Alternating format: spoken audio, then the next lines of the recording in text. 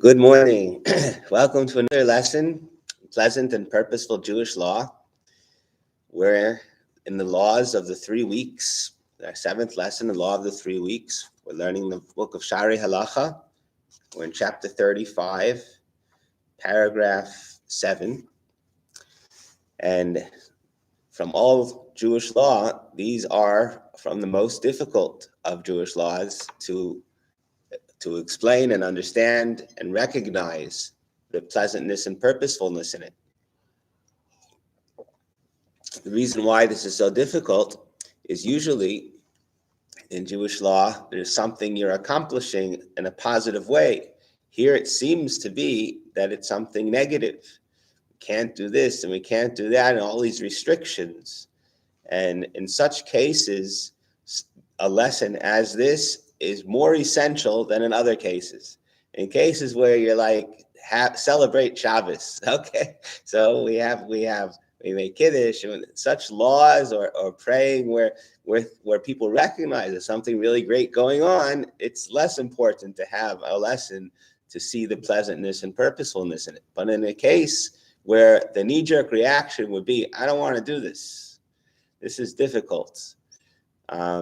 In such case, it's much more important to recognize how pleasant and purposeful it is, because it's counterproductive to follow the guidelines of Jewish law and do it in a way that I don't want to do this, I'd rather not do this, is counterproductive.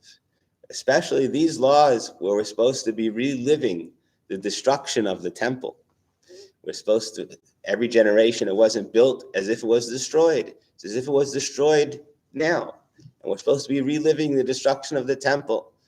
In such a time, it's really important to not do things that are the cause of the destruction of the temple.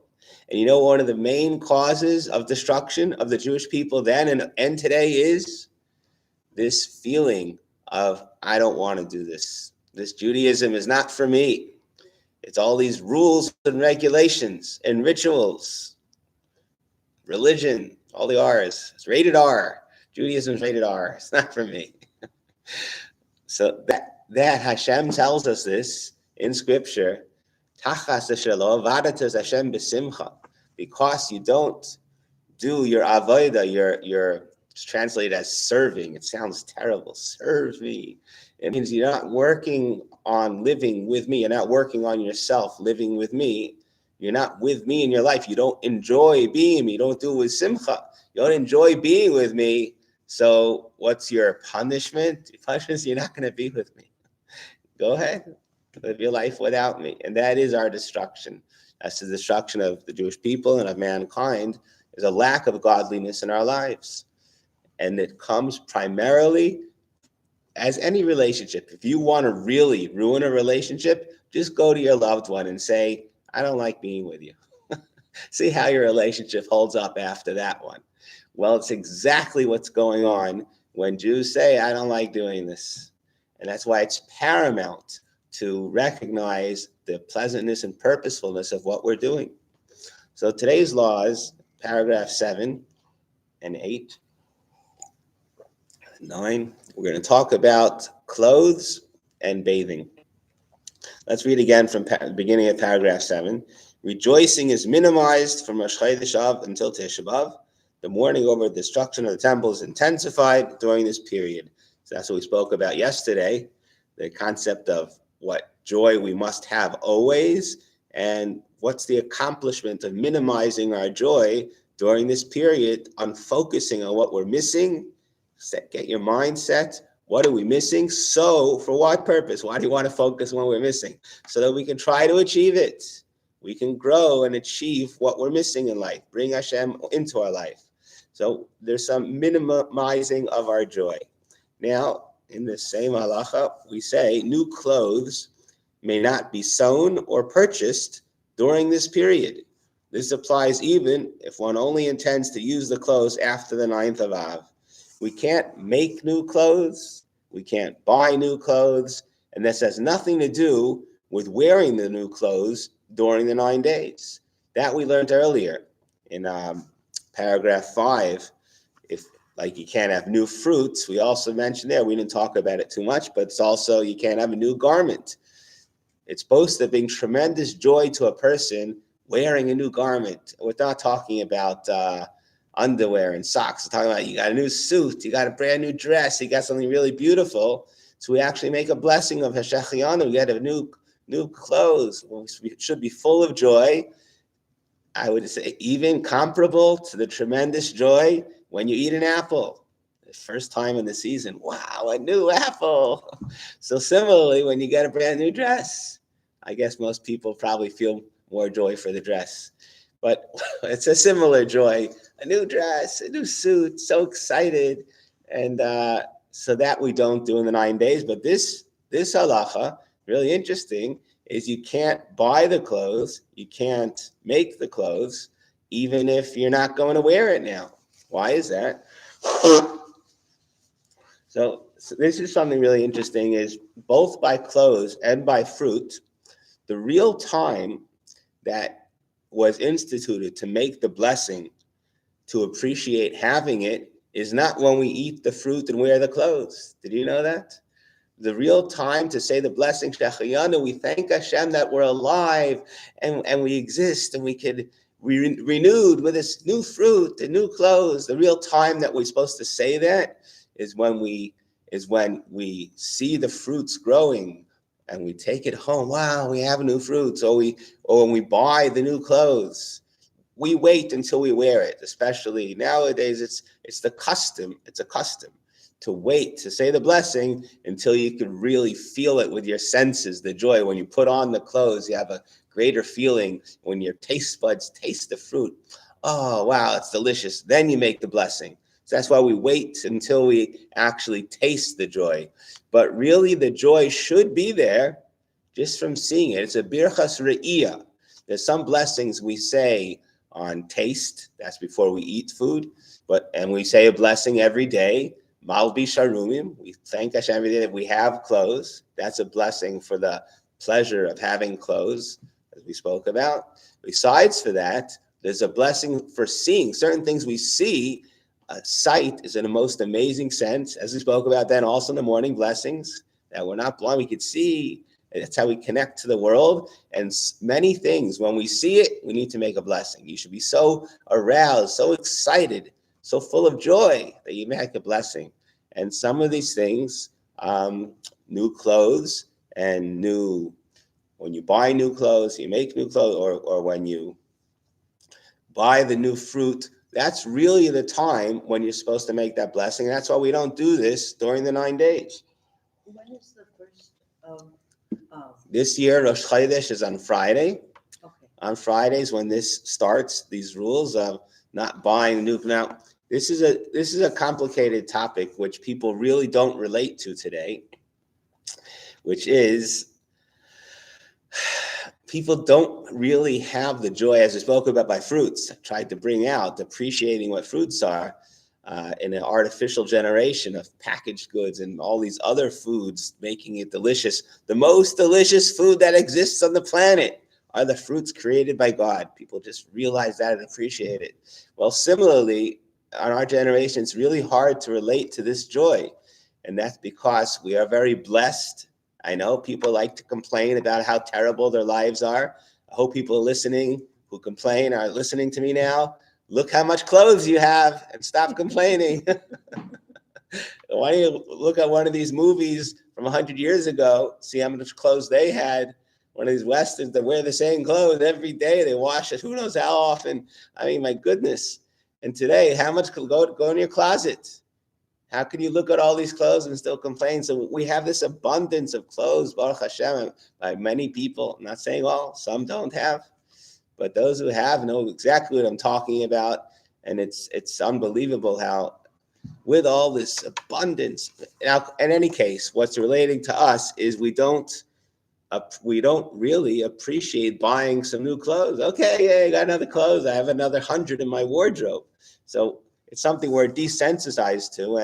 And there are many that don't even say the blessing when they get new clothes because they don't feel the joy. You have to feel the joy. It's a blessing that comes out of you should be exploding. It's an explosion of joy. Hashem, thank you for the new clothes. Imagine you only had one suit and you wear it all day, every day, day after day. And I need a new suit. Finally, you get a new suit. It's such a tremendous joy. I have another suit.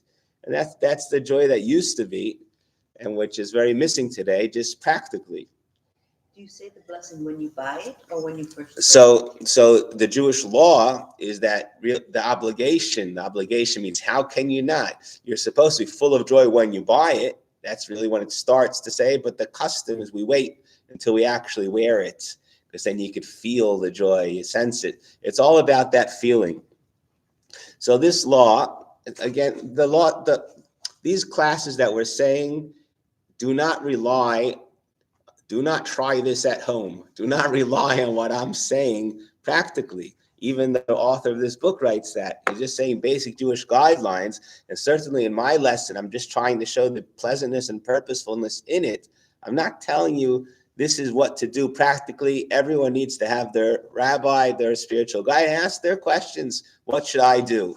But we're trying to understand the guidelines. So when this was said, you have to understand the context, the way of life that people had. They didn't have this abundance of clothes. I think they were happier then, and boy, did they appreciate what they had, and they did not complain about their life. They were, look what we have. We have clothes. Hey, we could get dressed. Today, we have 100 pieces of clothes. Oh, what am I going to wear? I don't know what to wear. They look at the closet and they say, I don't have anything. I don't have anything. I don't have any shoes. Something like, you have 100 pairs of shoes. No, I got to buy new shoes. I don't have any shoes. It's unbelievable. But so in our day and age, it's hard to relate to this tremendous joy, but we should try to tap into what I want to bring out is the whole year. We should be full of joy for what we have, excited. This time of year is a time of year. It's not about these rules of don't do this and don't do that. So many people get carried away. Oh, I can't buy it then, so I'm going to go buy it before and buy it after. That's not the point.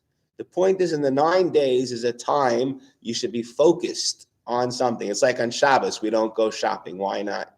It's nothing to do with Shabbos, you're not allowed. It's not the point. Do you go shopping during your wedding? What kind of a silly question is that? It's inappropriate. And that's the pleasantness and purposefulness. These are guidelines of what's considered appropriate and inappropriate. Somebody asked me just yesterday, we can't go shopping. And as we're about to learn, I can't go to the beach. Am I allowed to go on the boardwalk and ride bicycles and play video games? And you're not going to find anywhere it says you can't do every single thing. And as many people on their own would realize, it just doesn't seem appropriate. Did you ever find a person who's in the morning and he's sitting on the floor and he says, I know I'm not supposed to go to the beach. Is it okay if I go riding bicycles on the boardwalk? It could be it's written, maybe it's not written, but who cares? I mean, use your head. Do you think that's appropriate? And that's really what these are guidelines of what's called appropriate and inappropriate for a person who's supposed to be working on something. I compare these 3 weeks to the 3 weeks given, let's say, at the end of your senior year in high school. You're given a time period to plan your next year going to college. And that's what the Jewish people are doing now. We need to take stock of who we are, see what we're missing in our life, how we can grow, how we become greater people, and we're going to go to a greater level next year. So to do that, we need introspection and we need planning. And this is not the time to go on vacation. Afterwards, when the 3 weeks are over, that's a time that you go away, you enjoy yourself. This is the time for. I'm not telling you not to go on vacation. People get the. I'm not telling you practically what to do. I'm trying to give you a mindset where we're supposed to be now. That's what these laws are. Where's your mindset now? There's an accomplishment going on. And these are guidelines for the accomplishment. Don't get carried away with the laws. We do the laws 100%, but these are guidelines. So there's supposed to be tremendous joy in this accomplishment of getting clothes. So from that, let's learn out. One thing is the joy that we should have all year, every day of the clothes that we have. Every morning, go into your wardrobe and say, thank you, Hashem, for this tremendous abundance. I have 2 shirts. Wow, no, whatever you have, look how much I have and be appreciative of it. Secondly, what's applicable now in the 3 weeks is it's inappropriate to be involved in something exuberant joy. Today, we're missing that exuberance. Whether you're allowed or not, ask your rabbi if you're allowed to buy certain things, but we should usually appreciate it. And this is a guideline for this is a time not to get involved in such joyous activities. Paragraph 8, clothes may not be washed, ironed, or taken to be dry cleaned from Rosh Chodesh Av until after Tisha B'Av. This rule applies even if one only intends to wear the clothes after Tisha B'Av. It is customary to wash little children's clothes during this period because they are constantly being soiled. So, paragraph 8 must strike everyone as peculiar. You see from here that there's a tremendous joy in doing laundry. Why do people complain about doing? No, there's no tremendous joy in doing laundry. That's not what's going on here. There isn't. It is a joy to have your clean clothes afterwards, but that's not what we're talking about here. Here we're talking about the involvement. As it says, it's even if you're going to wear the clothes afterwards. So it's not about wearing. That's something else. We're going to talk in a minute about wearing freshly laundered clothes. That's a different topic. Now we're talking about washing the clothes, having the clothes cleaned. That itself you can't do in the 9 days. Why? All these rules. I can't wash. I can't iron. Why not? It's not because of the joy. I do know people that love doing laundry and love ironing. I don't know. Everyone each to their own. But that's not what this, it's not the exuberant joy of doing these activities, especially not in the times that these laws were said, where there was more than just throwing it into a machine. There was actual hard labor doing their laundry. It wasn't because of the joy of doing the laundry. It's because of it was actually the opposite. It was because of the activity. It was so involving. Which today we don't have an ironing, you have more of an involvement. Laundry is less of an involvement, so it's similar to these other laws, which the reason doesn't apply so much today. We're not so involved when you do your laundry. Just throw it in the machine and put some stuff in and turn it on. And still, you shouldn't do it. Not for the joy, but it's an inappropriate activity. That's what we're talking about. These are guidelines for which activities are appropriate and not appropriate. So don't take it the wrong way. I can't do this and I can't do that. It's guidelines. All the mitzvahs, you should know, all commandments, I hate that word, all the mitzvahs of Hashem are called in our Torah. You want people, observant Jews won't believe this. They're called eitzos. That means it's advice, it's guidelines. Let me give you some good advice. Don't smoke. It'll kill you. Don't do it. That's what Hashem is saying in each one of these mitzvahs. They're eitzos. They're guidelines. They're advice from the creator of the world. Don't do these things. It's not good for you. That's hurtful for you. Do these things. They're good for you. They're going to make your life greater. That's how all the mitzvahs were given to the Jewish people as advice from the creator of the world, which things work, which things will make your life happier and healthier, and which things are harmful.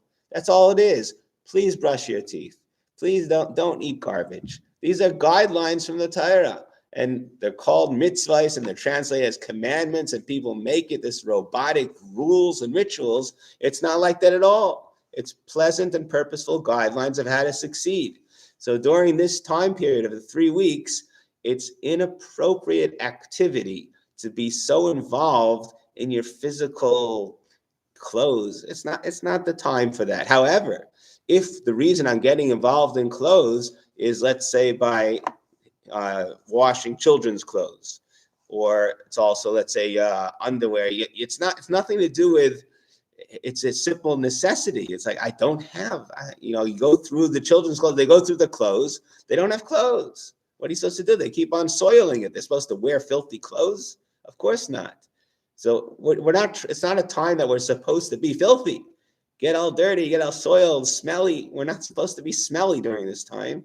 It's an activity we shouldn't be involved in. It's a bit major activity. Stay away from it. But if need be, like children or other soil clusters, so of course, ask your rabbi. There are heter, and it's permitted under those circumstances. Freshly laundered clothes should not be worn during these 9 days. It's a separate law. Besides for doing it, here we're back to the joy of having it. Freshly laundered, it's not the joy of buying new or making new, but there's that feeling, wow, fresh clothes. Also, something that it's not applicable so much in our day and age, because most people today, most that I know, pretty much every day they wear fresh clothes. They wear clothes 1 or 2 days, whatever, then in the dirty wash, they clean it.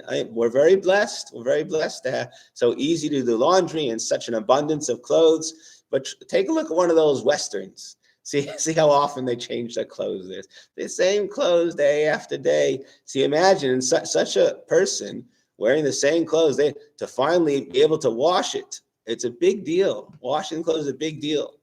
And the joy of wearing freshly laundered clothes is a great joy.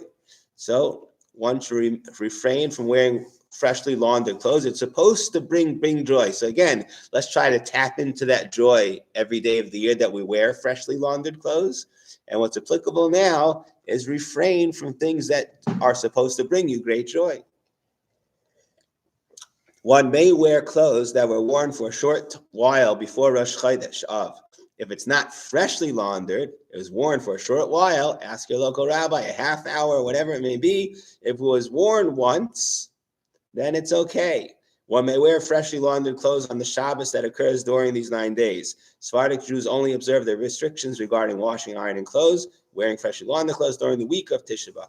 So if you go to a religious community like in Israel, you'll see something really fascinating. This Thursday, if you want to take a look at something really interesting, if you go into the house of Torah observant Jews, you'll see like every half hour, people are changing their clothes. It's a fascinating thing. It's like preparation for the mourning period. Because of this loophole, you don't wear freshly laundered, so they put it on, they wear it a little bit, and they take it off, put on some other clothes. What about when we're traveling and you put it in a suitcase? When you get there, it doesn't have the fresh feeling. It's not fresh anymore. There is such out there. My Rebbe told me that you could like put it on the floor and step on it. Suitcase would be similar. These are guidelines. If you feel you don't have a great joy because it was in the suitcase, which I understand fully, it's all creased, it's all crunched up, so you don't have the joy of freshly laundered clothes, so that would be fine. Ask a rabbi, ask your guidance, but those are the guidelines. This has to do with the joy of having freshly laundered clothes. Let's tap into that joy the whole year and refrain from it during this period of time when we're supposed to be focused and not losing ourselves with joy. These are one of the joys of life that we should normally lose ourselves with.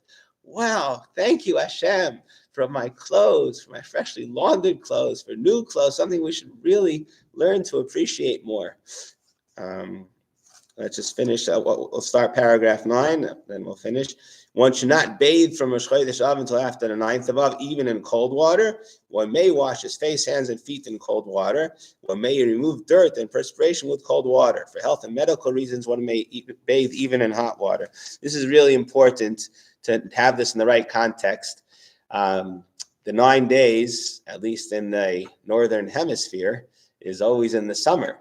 And especially in Israel, it's very common that people get really smelly this time of year. So again, our day and age has changed from what used to be. People did not used to have showers and baths every single day. It wasn't. People didn't do that, at least maybe the very rich. But today we have running water, and from my experience, many people, I can't say most, I don't know, but many people have every day or every other day having showers and baths all the time. So it's like really hard. They feel like, ooh, I'm so disgusting. I didn't have a shower in like a half a day already. I need and that's how you start to feel, especially in the summer. So these laws, as it says here, one may remove dirt and perspiration with cold water.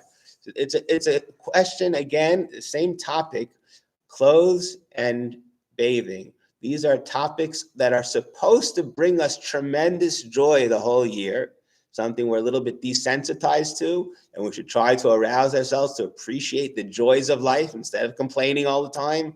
Baruch Hashem, look, you have clothes. You can have a shower every day. What are you complaining about? You have a shower every day. That should bring tremendous joy. And it's something during the 9 days we refrain from having this tremendous joy. But if your clothes and your shower is just because otherwise you feel like a piece of garbage, then of course you're allowed. You don't walk around smelly. At the same time, it's better to use not as hot as you normally would. You make it warmer or colder, everyone according to the level. It's a question of not indulging in what should be bringing tremendous joy. That's what the guidelines here are. This is a time to refrain from exuberance of things that bring tremendous joy. Well, thank you for joining for our lesson. Are we allowed to have our lessons in the 9 days? Because it brings everyone such tremendous joy. The answer is yes. This is a joy that we're allowed to have, to learn these laws. It's because of the necessity. And even though it brings a joy, this is a spiritual joy. It doesn't take you away from the purpose of of the 3 weeks. Anyway, thank you for joining. Have a wonderful day.